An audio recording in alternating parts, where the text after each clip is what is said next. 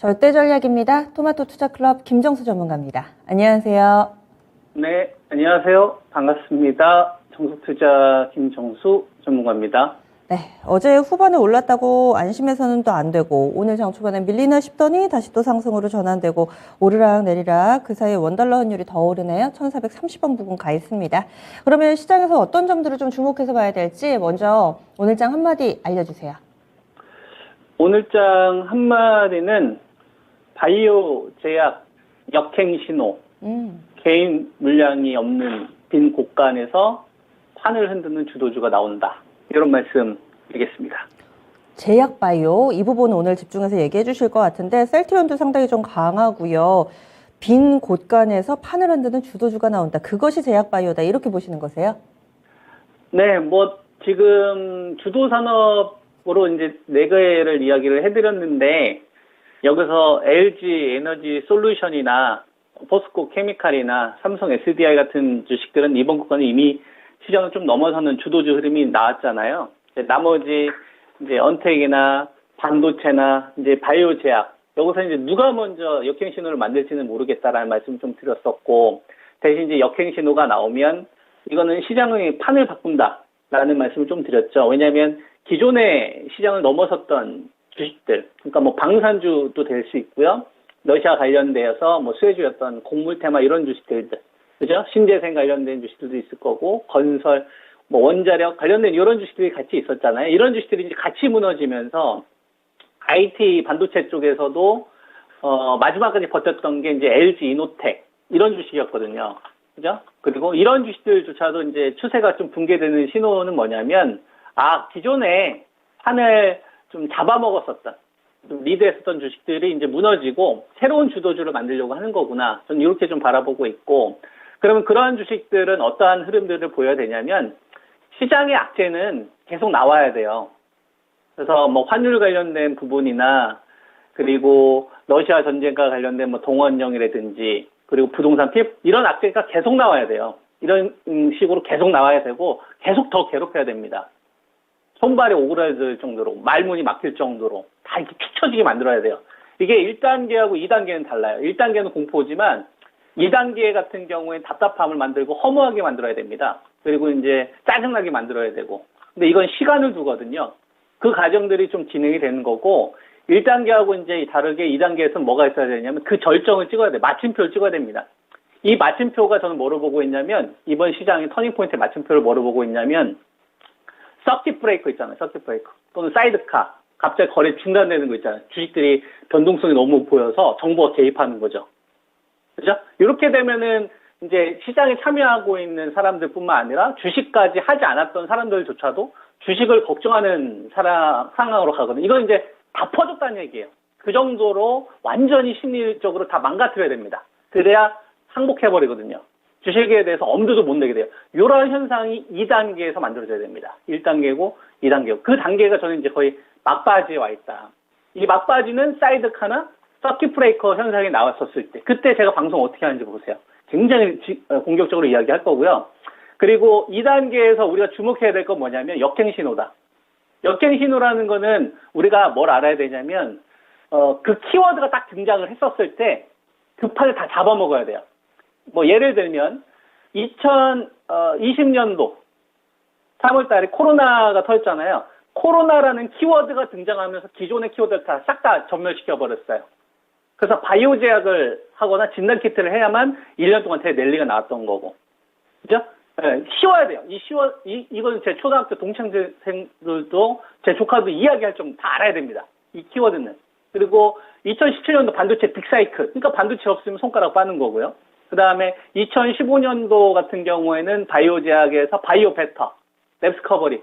그래서 표적 항암제를 연구하거나 퍼슨 클래시스만 하는 겁니다. 그리고 2014년도에는 딸콩, 중국 소비주. 이게 쉽잖아요. 딱딱. 그죠? 그리고 지금까지 이 시장에 이 약세를 불러오는, 이 공포를 불러오는 이 키워드는 뭐가 되겠습니까? 금리 인상. 그죠? 달러 강세. 어떻게 보면 러시아 전쟁도 이 키워드 안에 다 포함되는 거예요. 달러 강세라는 이 키워드가 모든 걸 지금 다 잡아먹고 있잖아요. 뭐 부동산, 경기 침체, 이것도 다 달러 강세와 관련해서 우리 연관을 할수, 이 힘이 점점 약해지고 새로운 이걸 잡아먹는 키워드가 등장을 한다 이겁니다. 금리 인상과 관련된 러시아 전쟁과 관련된 이야기를 하지만 그 전에 뭐가 있었습니까? 메타버스 있었고요. 가상화폐 관련된 키워드 있었고, 그 다음에 그 배터리 관련되어서 북미 투자 증설한다는 내용, 그죠? 이런 내용들이 있었단 말이에요. 그 키워드가 바뀐 거 아닙니까? 금리 인상이라는 달러 강세. 그러니까 이게 이제 마침표를 찍을 정도로 거의 절정으로 가야 된다. 이렇게 이제 보고 있는 거고, 그리고 이 키워드는 새로운 키워드로 바뀐다. 예.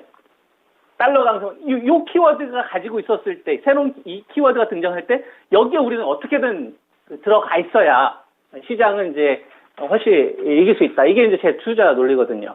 그래서 이 키워드는 만들어져요. 가만히 있어도 우리 생활로 다가옵니다. 근데 주식은 어떻게 나오냐면, 먼저 역행 신호가 나오는 거예요.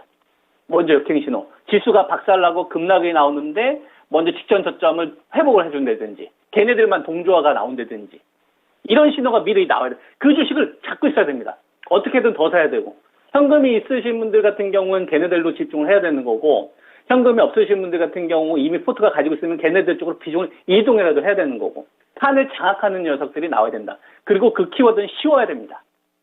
그래서 여러 가지 후보군들이 있겠지만, 이 키워드 가운데서 가장 좀 정점에 설 수 있는 게 무엇이 있을까? 그러려면 그 키워드는 우리 생활에 침투를 해야 됩니다. 우리 일상생활에. 그리고 그게 눈으로 보여야 돼. 너무 멀면 안 됩니다. 6개월이나 1년이면 안 되고, 당장 조만간 이게 가시화가 될 것 같은 이런 분위기가 만들어져야 된다. 그리고 반드시 그거는 미국과 연계돼야 됩니다. 자본주의 꽃. 그래야 전 세계적으로 퍼지죠. 이해되시죠? 그래서 이런 키워드를 가지고 있는 게 저는 현재 섹터에서는 배터리는 이미 나왔다라고 보고 있고요. 테슬라 때문에. IT 반도체하고 이제 바이오 제약, 언택트보다는 저는 IT 반도체하고 배터리 쪽에서 먼저 역행 신호가 나와야 된다는 말씀 좀 드렸지 않습니까? 그래서 중요한 게, 주식들 가운데서 동조화가 나올 것이냐, 이게 이제 관건인데, 동조화 신호는 조금씩 만들어지고 있는 것 같아요. 확실히 바이오 쪽에서 동조화 신호가 만들어지는데, 이게 어떤 명분을 제시할 거냐가 되게 중요한 것 같습니다. 만약에 예를 들어서, 삼성 바이오로직스가 80만 원을 넘어간다. 60만 원을 넘어간다. 뭐 아래쪽 가격은 모르겠어요. 그리고 셀트리온이 19만 원을 만약에 넘어간다. 이건 넘어가는데 만약에 저 자리에서 거래량이 증가가 한다. 이때 시밀러 키워드가 나온지를 보셔야 됩니다. 그러니까 내년도에 2023년도 1월 달에 그 휴미라가 특허가 만료되잖아요. 이 시장 규모가 굉장히 크단 말이에요. 미국만 하더라도 22, 3조가 되니까. 요거에 이제 시밀러 업체들이 달라붙는 거란 말이에요. 그죠? 그러면 이거를 만약에 메이저 주체들이 써먹을 거라면 시밀러 관련된 대장들부터 땡길 거다라고 보고 있는 거죠. 그래서 셀트리온을 가지고 계시거나 아니면 뭐 삼성 바이오로직스 쪽에 가지고 계신 분들 이 주식이 만약 같이 넘어간다면 시밀러 쪽으로 좀 커질 수 있다. 그러면 이제 그쪽으로 어떻게든 들고 있어야 되는 거고 비중을 그쪽으로 더 실어야 된다라고 저는 보고 있고요. 그리고 만약에 이 시밀러라는 키워드가 아니라 다른 키워드를 만약에 가져오면 어떤 게 있을까를 생각을 해보면 제일 중요한 기업은 미국의 머크사 같아요. 머크 같은 경우가 키트루다로 1년에 한 20조 정도를 버는데 이 20조 정도의 이 시장 규모는 이 전체 환자 가운데서 한 20, 30%밖에 되지 않습니다. 나머지 한 7, 80% 정도가 이 키트루다를 맞더라도 낮지가 않거든요. 그래서 나머지 그 타켓을 노리는 새로운 기전을 연구했던 업체들 가운데서 요번에 이제 LC큐브가 그래서 간 것 같아요. 그러니까 머크가 타겟팅 하지 못하는 시장이 더 크니까 거기서 새로운 그 기전을 발견한 거에 대한 시세가 난 거죠. 그럼 이런 주식은 들어가기 좀 어렵잖아요. 그러면 키트루다가 못하는 걸 찾으면 되겠다. 그죠? 키트루다가 아직 정복하지 못하거나 키트루다만 가지고서 해결되지 않은 그럼 적응증 확대에 필요한 업체들이 있을 거 아닙니까? 그럼 그런 업체들에 대해서 관련된 기술들이 있을 거고 그 관련된 기술이 판을 좀 키우는 쪽으로 이번에 뉴스들을 내보내지 않을까. 저는 이런 관점인 거고 그러면 어떤 주식들이 있을까 한번 생각을 해보니까 대표적으로 유틸렉스 같은 경우에는 이중항체 쪽이란 말이에요. 이중항체. 그럼 이중항체 관련된 주식들의 시세를 만들 것이냐. 그러면은 걔네들이 동조화가 나오겠죠. 만약에 유틸렉스가 나오게 된다면 이 유틸렉스만 움직이는 게 아니라 파메신이나 이런 주식들도 같이 가겠죠. 그죠? 왜냐면은 카트티 치료제를 타켓으로 한 애들이니까. 변이 치료제를 타켓으로 한 거니까. 그러니까 만약에 파메신이나 유틸렉스 같은 주식들을 하게 되면, 요번에 변이 쪽 관련된 것 쪽으로 요번에 투자 주체들이 자금을 쏠려고 하는 거구나. 이렇게 보시면 될 것 같고, 그 다음에 유한양행하고, 그 다음에 오늘 이제 올릭스가 급등을 하는데, 요거 대표이사가 내시 치료제에 관련된 부분 얘기 때문에 나온 거거든요. 그러면 비알코올성 지방간염 쪽 관련된 타겟팅을 가지고 있는 업체들 쪽으로 판을 키울 수 있겠구나. 만약에 유한양행하고 올릭스를 같이 띄우면 요번은 내시 치료제 쪽, 즉 당뇨병 치료제 관련된 주식 쪽으로 바이오제 묶음을 만들 수 있겠구나 라는 생각을 하면서 이번 판을 바라봐야 될 것 같고요. 요거 가지고는 조금 부족하죠. 그래서 어떤 기사가 나오는지 제가 또 봤어요.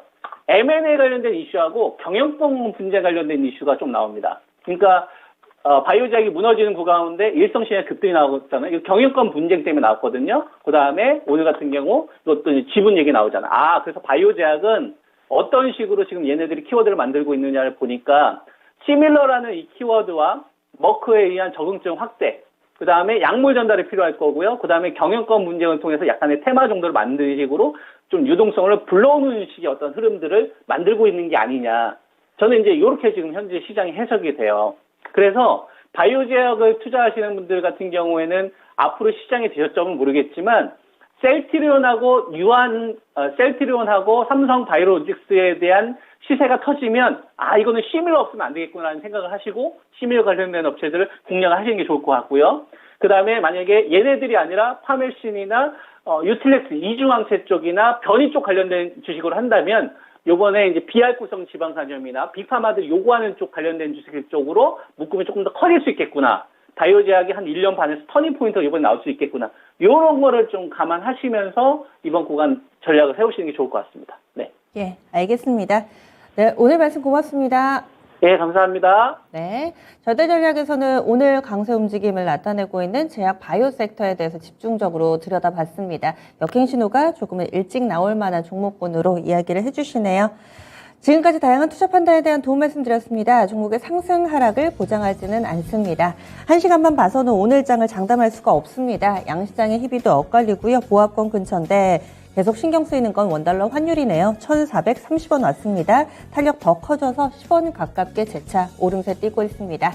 그러면 장 마칠 때 다시 찾아뵐게요. 고맙습니다.